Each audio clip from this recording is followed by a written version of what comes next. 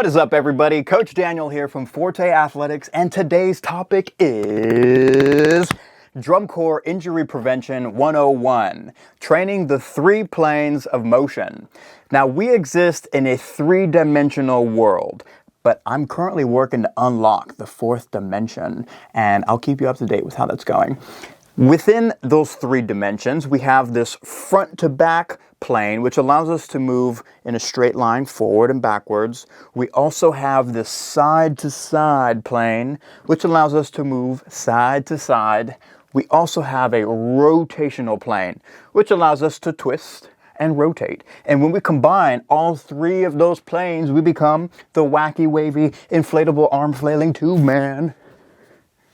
Now, many drum corps injuries happen because one or more of these planes is not adequately trained for our sport. And today we're going to break down what those are and how you can train them so that you can become the optimal performer on the field. If you haven't already, hit that subscribe button to join our tribe of marching athletes, and please show your support for the channel by hitting that like button. It is a very subtle way to say thank you for the time and effort and tears and pain that go into these videos. I greatly appreciate it. Now, let's get into it. It's going to be a fun one, so buckle up.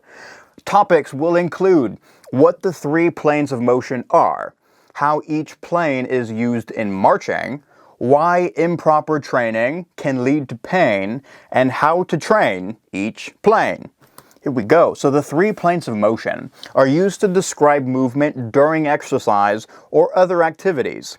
You can visualize them as flat surfaces that divide the body into front to back, side to side, and top and bottom. If we look at this lovely diagram here, we can see these flat, almost like window pane looking things. Those are the three planes. You see the sagittal plane there, going front to back, the frontal plane going side to side, the transverse plane going across the midsection to divide the body into top and bottom. And we'll dive deeper into what these are coming up very soon. So, types of injuries that occur in drum corps. Primarily overuse injuries because, well, we're rehearsing a lot. And amongst the most common of these overuse injuries are shin splints, plantar fasciitis, tennis elbow, carpal tunnel, stress fractures. Those are the worst. There's also a lot of sprains, like this picture here looks like a sprained ankle. And you can see that the ankle sprain is happening in this side-to-side plane, right? So you probably didn't get that walking forward and backwards unless you stepped in a hole or something. There's also strains, which is overstretching a muscle. And there's many more. Like, the list could go on and on. This is not going to encompass every type of injury. It's just going to encompass some that I believe are the most common ones. Now, the sagittal plane divides the body into left and right. And if we take this pencil and this paper and we like that, sagittal plane creates motion in this plane. So if I were to wind my head down, wind my head up, that is an example of the sagittal plane. You know, marching forwards and backwards is a sagittal plane movement. Bringing your horn up frequently happens in the sagittal plane, although I know sometimes it comes from the side, in which case we start introducing other dimensions. So pain that is often experienced within the sagittal plane includes shin splints. That's a very common one from overuse of marching. And this typically happens because of a muscle imbalance in the shin. You have muscles in front of your shin, you have muscles behind your shin. You have muscles on the sides of your shin as well. Lower back pain is also another common injury in the sagittal plane, which can happen from leaning back with your equipment. For instance, the drum line, and really anyone holding an instrument, has this weight in front of them. And to compensate for that weight, it's very common for people to lean back. And when we lean back like that, it puts a lot of pressure in the lower back. It's compressing your spine. And another contributor to lower back pain is an anterior pelvic tilt, where your pelvis is dropping down in the front and lifting up in the back. It's tilting forward like you're trying to pour a bowl of cereal, Cinnamon Toast Crunch. The taste you can see, it goes forward. And when that happens, that is also putting pressure in the lower back. That can happen from underdeveloped lower abs, because your lower abs are going to help you balance that out, and the sagittal plane, or just poor pelvic stability in general. So some exercises we can do to strengthen the sagittal plane are tibialis raises. Strengthening the front of your shin as well as the back of your shin is going to give you the most strength while marching forwards and backwards. The hollow body, I'm a huge fan of the hollow body.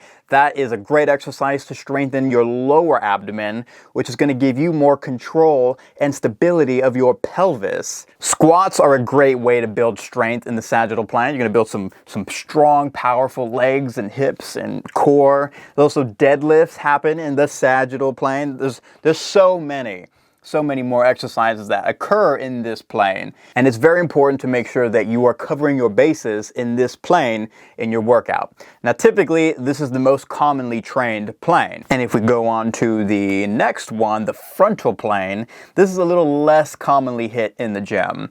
The frontal plane divides the body into front and back. If you look at the photo, while the plane is running through the side of the body, that shows the front side and the back side. And frontal plane motion creates movement that happens side to side. So it happens this way, like that, as opposed to the sagittal plane, which was front to back, like that. Frontal plane is side to side. We're looking at things like crab walking. Crab walking happens in the frontal plane. When you balance on one leg, so you got your two legs, you take one out, and now this side's going to want to fall down to the side, right? If you go to balance on one leg, you're more likely to fall to the side than you are to the front or the back. Side bends, body movement, chassés, a lot of these happen in the side-to-side plane. And pain in the frontal plane is usually felt as knee pain. This happens from foot and ankle instability or valgus, where the joint kind of collapses in towards your midline. Hip instability, also contributing to valgus, where now your knee is caving into the midline.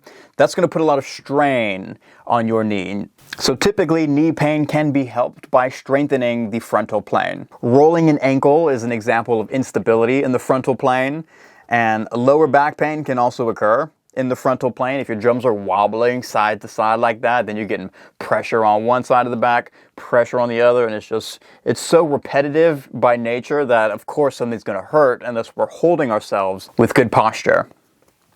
Exercises we can do to strengthen the frontal plane include sidestepping with the resistance band. That's going to strengthen your hip abductors, which is going to help keep your knee in line when you bend it. That's going to help a ton when it comes to pelvic stability, crab walking, balancing on one leg, and just keeping your leg in a good line while you're marching. Side planks will strengthen your core in the frontal plane. Lateral bounds will build power in the frontal plane, giving you an edge on direction changes. Unilateral loaded carries help strengthen your core stabilizers. And overhead pressing builds shoulder strength in that plane. This is honestly one of my favorite planes to train. And of course, there are many more exercises that exist in this plane. This is just a list to help us comprehend this concept. The last plane is the transverse plane. This is the rotational plane that divides the body into top and bottom, as you can see in this lovely diagram. So the transverse plane is motion that occurs in this rotational field. So if I twist my body, and I twist it that way, you think about a horn line sliding. That requires strength and mobility in the transverse plane, especially when they're switching from a forward slide to a backward slide and the hips just rotate beneath the upper body. And if you're in the drum line, turning with your equipment requires strength and stability in the transverse plane.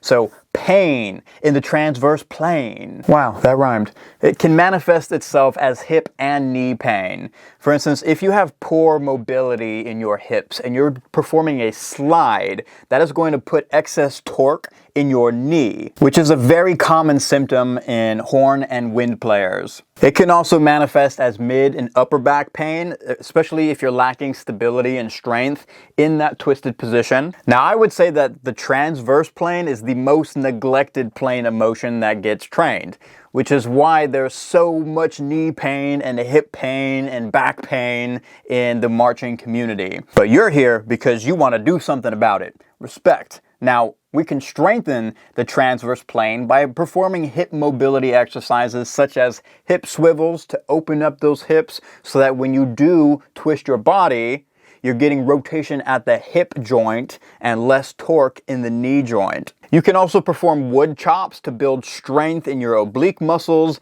and give you that transverse strength. The Palloff press is a great exercise to build strength and stability in the transverse plane. It is an anti-rotational exercise, which means we are avoiding rotation, avoiding movement in the transverse plane.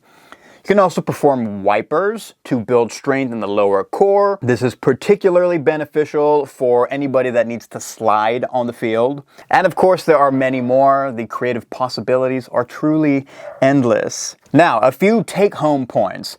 You want to build strength and stability in all three of these planes in order to reduce your risk of injury and maximize your performance on the field. Now, most pain in drum corps is preventable with a proper training program that includes all three of these planes. And if you need help with that, I am here for you. Now, I want to know, does your ensemble provide you with a training program, or do you have to figure it out all on your own? Let me know in the comments down below. Or if you have any questions, go ahead and drop a comment and I will get back to you. Thank you so much for tuning in today. I appreciate your drive and willingness to learn. Together, we are going to change the future of drum corps. Mark my words. Ready, and